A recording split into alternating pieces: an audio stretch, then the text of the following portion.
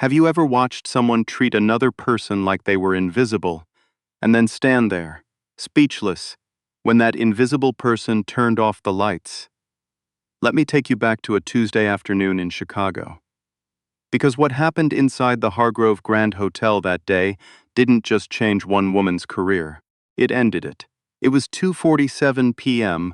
when Simone Beaupre walked through the revolving door of the Hargrove Grand. Simone Beaupre, 43 years old, black woman, chief operating officer of Beaupre Capital Group, the private equity firm that quietly, invisibly, through 3 shell companies and a decade of careful acquisition, owned the Hargrove Grand Hotel and its 11 sister properties across the Midwest. She was 5'4", wore no jewelry, carried a canvas tote bag from a farmer's market in Oak Park, and had on a pair of dark jeans, a plain cream-colored sweater, and flat shoes that had seen better days. No luggage, no assistant, no announcement. That was the point. Twice a year, Simone conducted what she called a cold walk. She would enter one of her properties unannounced, in civilian clothes, with no corporate identification visible, and simply try to be a guest. No special treatment, no prepared staff. Just the experience her actual guests were paying for. She had been doing this since she bought her first hotel at 31. She had learned more from those cold walks than from any management report ever produced. The Hargrove Grand was her flagship, 140 rooms, a rooftop restaurant with a Michelin star, a spa that had a 6-week waitlist, and a lobby that Architectural Digest had once described as the most beautiful interior in Illinois. It sat on Michigan Avenue, 4 blocks from Millennium Park, and the nightly rate for a standard room started at $480. Simone had bought it 9 years ago for $31 million. She had put another $14 million into the renovation. She had interviewed every single department head personally before signing their contracts. She walked across the lobby now the same way she always did on these walks, slowly observing, taking in everything. The flower arrangements were fresh. The marble floor was spotless. The soft jazz coming through the hidden speakers was the playlist she had personally approved. Good, good, good. She approached the front desk. There were 2 agents working the counter. One was helping a couple with a large pile of luggage and an even larger number of questions about dinner reservations. The other, a man in his mid-30s, hair precisely parted, name badge, reading Derek Lovell, senior guest services agent, was standing at his station doing nothing. He saw Simone approach. He looked at her once. Then he looked back down at his computer screen. She reached the desk and stood there. Derek Lovell typed something, scrolled, typed again. He had the focused expression of a man who was extremely busy doing something that, if you looked closely enough, appeared to be browsing real estate listings. "Excuse me," Simone said. He looked up. The look was the kind a person gives a moderately inconvenient interruption. Not hostile, just unbothered, like she hadn't been standing there for 30 seconds while he browsed the internet. "Name?" he said. "No welcome, no good afternoon, no smile. Name. I have a reservation under Simone." He typed it in, waited, looked at the screen, looked at her, looked at the screen again. "I don't see anything." "It may be under Beaupre." He typed again. The expression on his face shifted, not toward warmth, but toward the particular variety of skepticism that sits just below visible condescension. His eyes went from the screen to her canvas tote bag, to her flat shoes, back to the screen. "There's a Beaupre reservation," he said. "Penthouse suite, 3 nights." He said it the way a person says something they don't quite believe. "That's right," Simone said. He typed for a few more seconds. Then he stopped. He put his hands flat on the desk with the air of someone delivering unfortunate news to a person who had brought it entirely on themselves. "Ma'am, the penthouse suite is a premier reservation. I'm going to need to verify a few things before I can process check-in." "Of course," Simone said. "What do you need?" "I'll need your identification and a credit card for incidentals." She produced her driver's license and a Visa card. Derek Lovell picked up the license, looked at it, then looked at her. He set it down and ran the card. He was quiet for a moment, in the way people are quiet when they're deciding something. "Monsieur Beaupre," he said, "the penthouse suite is $4,200 per night. I just want to make sure you're aware of the pricing before we proceed." Simone looked at him. He smiled the smile of a man who believed he was being helpful. "I'm aware," she said. He nodded in a way that communicated he was not fully convinced of this. He typed something, stopped, frowned at the screen, typed something else. "I'm actually seeing a flag on this reservation," he said. "What kind of flag?" "A booking discrepancy. It's possible the reservation was made in error. Sometimes third-party platforms will book premium rooms without the proper authorization going through our system. It's a common issue." He paused. "I'm not saying that's what happened here. I'm just saying I'd like to verify before I hand over keys to the penthouse." He said the word penthouse with an almost imperceptible emphasis that communicated, without technically saying, that he doubted she belonged there. "Verify how?" Simone asked. "I'll need to contact our reservations manager, just to confirm the booking is legitimate." He picked up a phone behind the desk. "It shouldn't take long. If you'd like to have a seat in the lobby while you wait, there's a seating area just over." "I'll wait here," Simone said. He looked at her. She looked at him. He dialed. What happened next took 11 minutes. Simone knew because she counted. She stood at that front desk for 11 minutes while Derek Lovell made a phone call that should have taken 90 seconds. She watched him speak in low tones, glance at her twice, nod, speak again. She watched the lobby move around her. A family with 2 small children checked in 2 desks over, laughing, the agent there greeting them with a warm, "Welcome to the Hargrove Grand," that echoed off the marble. A businessman in a suit walked in without a reservation, was greeted immediately, and was typing his credit card number into the counter terminal within 4 minutes. Simone waited. She did not tap the desk. She did not check her phone. She did not sigh loudly or ask what was taking so long. She simply stood still, both hands resting on the strap of her tote bag, face calm, eyes moving through the lobby with the quiet, comprehensive attention of a woman who was seeing everything and filing it away.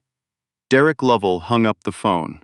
"Good news," he said, though his tone communicated that he personally found the news ambiguous. "The reservation is confirmed. I do apologize for the wait."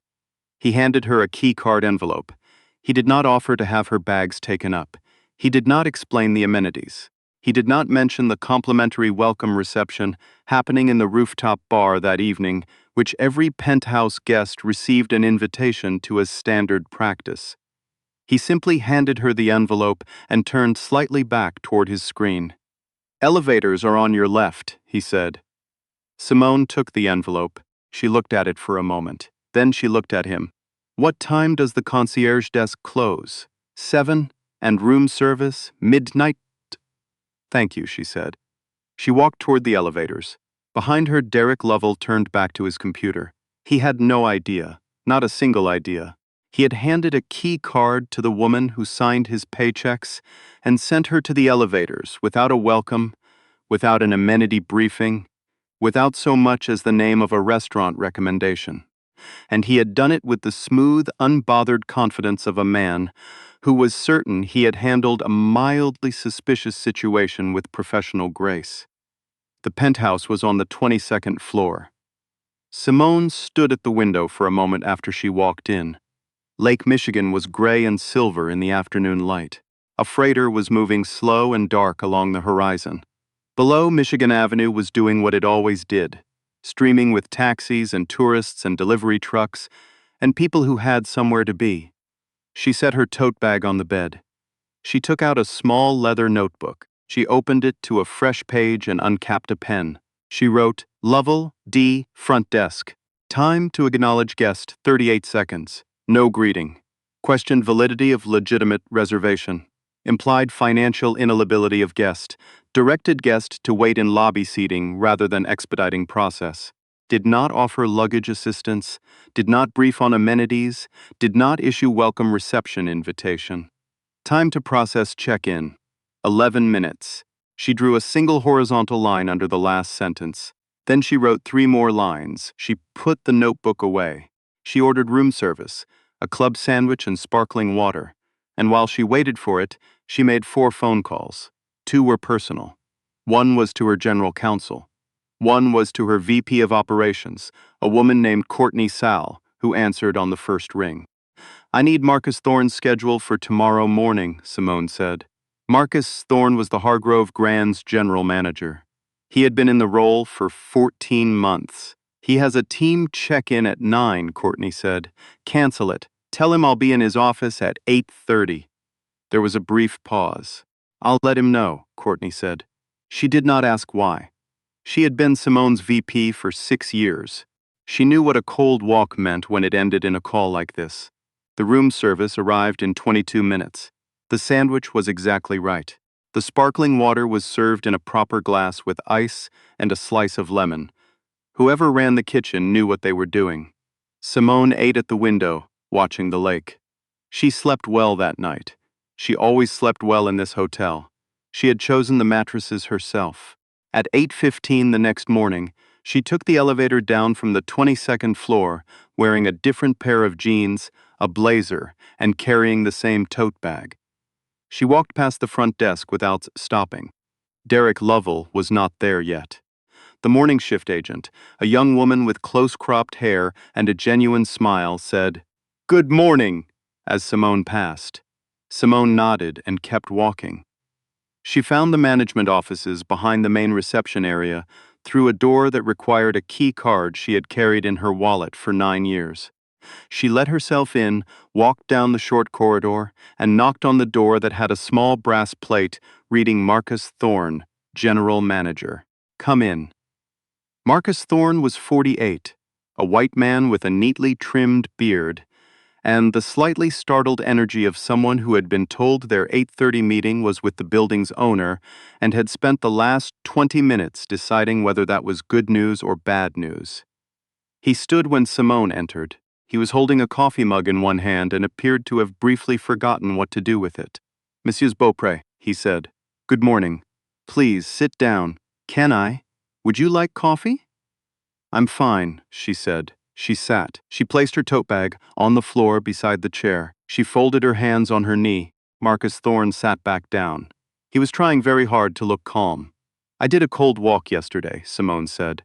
The color shifted in his face, not dramatically, just the way a room changes when someone opens a window on a cold day.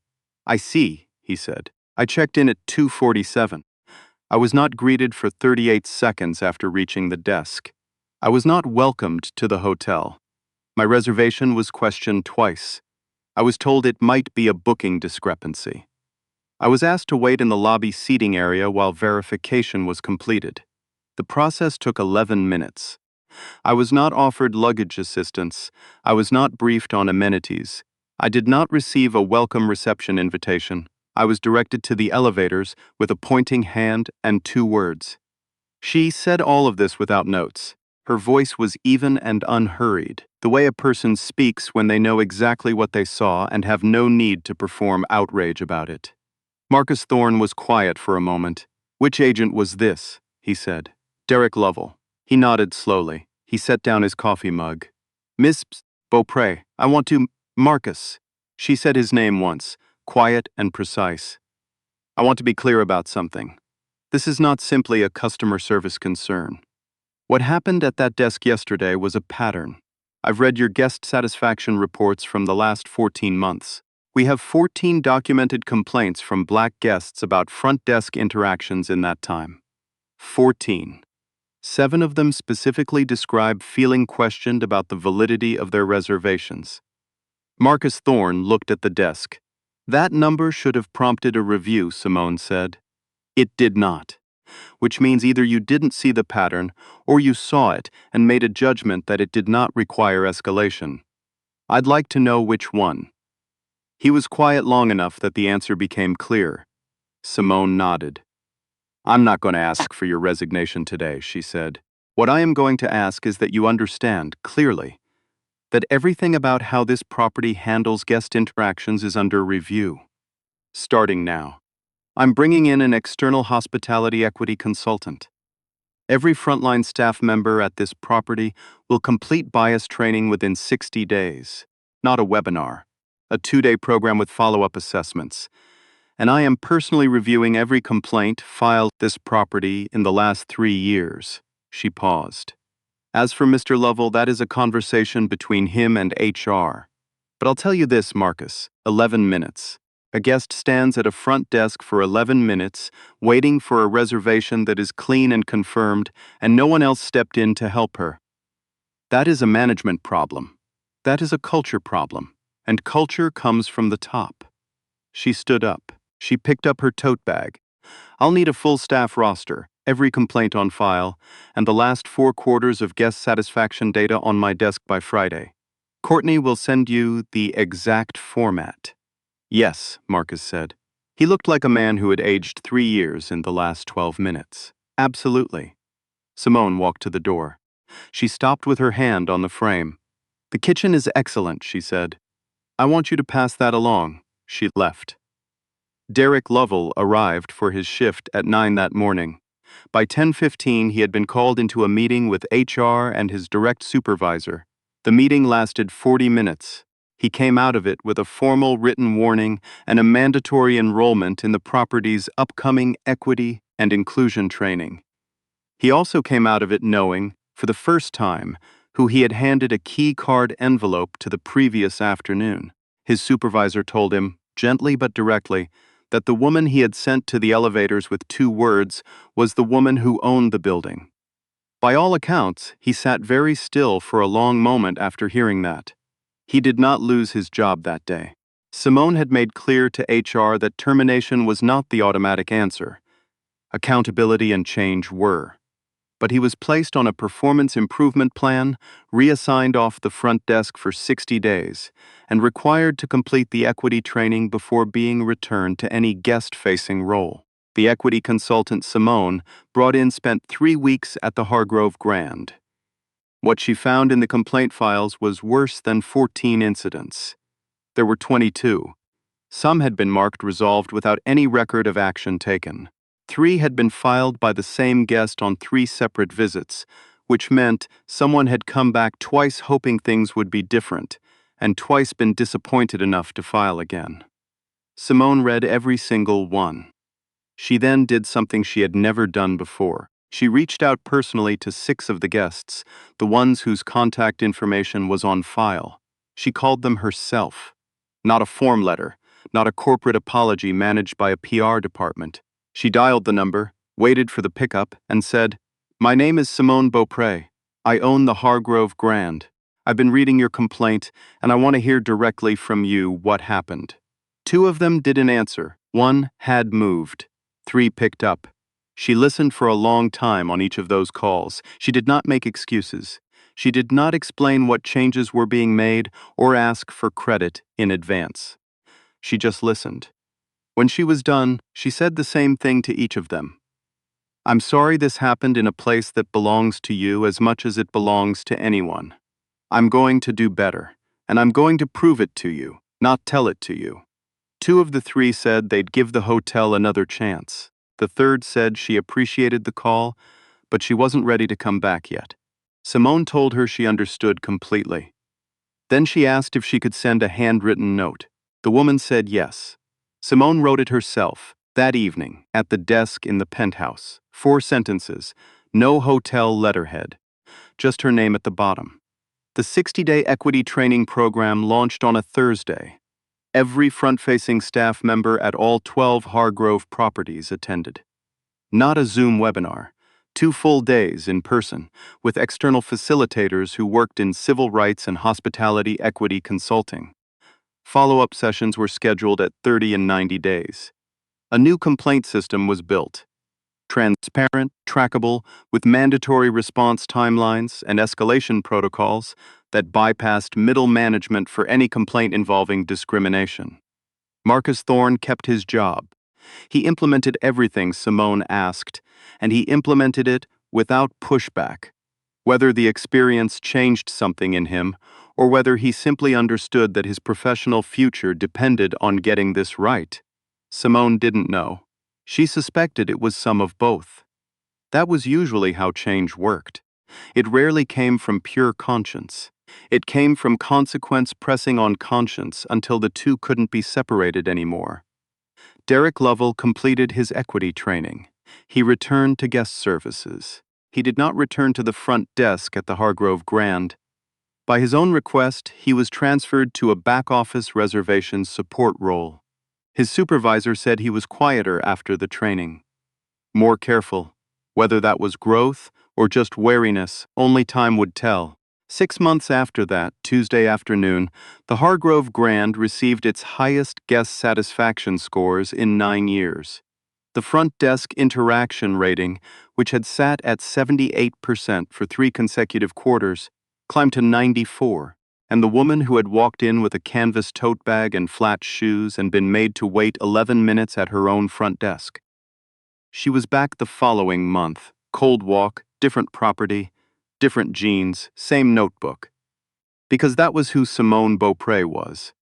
She didn't change the system from the outside, making noise and demanding credit. She built it from the inside, quietly, precisely, and with the kind of patience that only comes from knowing exactly how long it takes to make something right. She had learned that from her mother. Her mother had spent 30 years working in hotel housekeeping in New Orleans, invisible to the guests whose rooms she made immaculate every morning. She pressed white linens she would never sleep on. She arranged amenities she could never afford. She moved through those corridors like a ghost, present, essential, unseen. Simone had watched that. Every summer, when school was out, she'd go to work with her mother sometimes, just to be close to her. She'd sit in the linen closet with a library book while her mother folded and sorted and pushed the cart from room to room, and she'd watch the guests walk past without looking. Not cruel, just unseeing, like the woman pushing the cart wasn't a person at all, just part of the building. That was the first time Simone understood what it meant to be invisible. The second time was the day she bought her first hotel. The banker who processed the loan papers had looked at her the same way Derek Lovell had looked at her canvas tote bag, with that particular variety of disbelief that isn't loud enough to be called prejudice, but is quiet enough to do all the same damage. She had signed the papers anyway. She had smiled at him pleasantly on the way out, and then she had spent the next 12 years proving, property by property, that she knew exactly what she was doing, and that the people who looked through her had simply made the mistake of confusing quiet for powerless. Power isn't always what it looks like. Sometimes it's a woman in flat shoes with a notebook and a farmer's market tote bag, standing at a front desk you don't know she owns, watching, listening, counting the seconds. And sometimes the most important thing a leader can do isn't fire someone. It's require them to sit in a room and actually hear the people they had been looking through. So here's what I want to ask you. Have you ever walked into a room and been made to feel like you didn't belong there? Maybe a store, maybe a restaurant, maybe a job interview where you could feel the assumption before anyone said a word. Or maybe you've been on the other side and you saw something happen, and you stayed quiet, and you've thought about it since. Drop your story in the comments. I read every single one of them, and if something in this story stayed with you, if it made you feel something real, hit that like button, share it with someone who needs to hear it, and subscribe, because these stories are what this channel is built on. Real power doesn't announce itself. It shows up in flat shoes and a canvas tote bag, and it doesn't have to raise its voice, because it already owns the room.